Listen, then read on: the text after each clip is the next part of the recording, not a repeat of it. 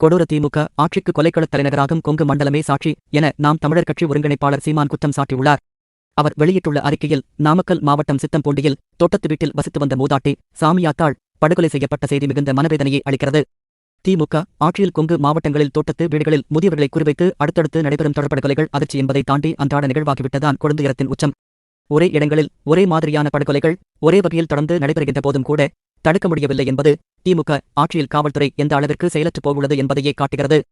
திருப்பூர் மாவட்டம் பல்லடம், ஈரோடு மாவட்டம் சிவகிரி, தற்போது நாமக்கல் மாவட்டம் சித்தம்பூண்டி என்று கொங்கு மண்டலத்தில் தொடரும் இக்கொடூர கொலைகள் திமுக ஆட்சியில் மக்கள் பாதுகாப்பாக வாழவே முடியாத பேராபத்தான சூழல் நிலவுவதையே உறுதிப்படுத்துகிறது.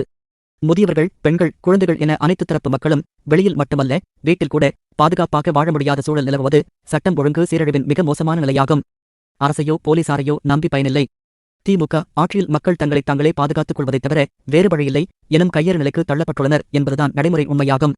மீதமிருக்கும் ஓராண்டு ஆட்சியில் இன்னும் எத்தனை கொடூர கொலைகள், பாலியல் வன்கொடுமைகளை தமிழக மக்கள் தாங்கிக் கொள்ள வேண்டுமோ என்று நினைக்கும் போதே நெஞ்சம் பதறுகிறது.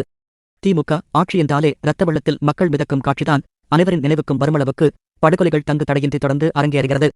கொலைவெறி கொடூரர்களின் கூடாரமாகிப் போன தமிழகத்தை மீட்க மக்களின் குருதியை குடிக்கும் திமுக ஆட்சியை அகற்றி மக்கள் நலனில் அக்கறை கொண்ட நல்லாட்சியை மலரச் செய்வது ஒன்றே ஒற்றை வாய்ப்பும் தீர்வுமாகும் என்று சீமான் கூறியுள்ளார்.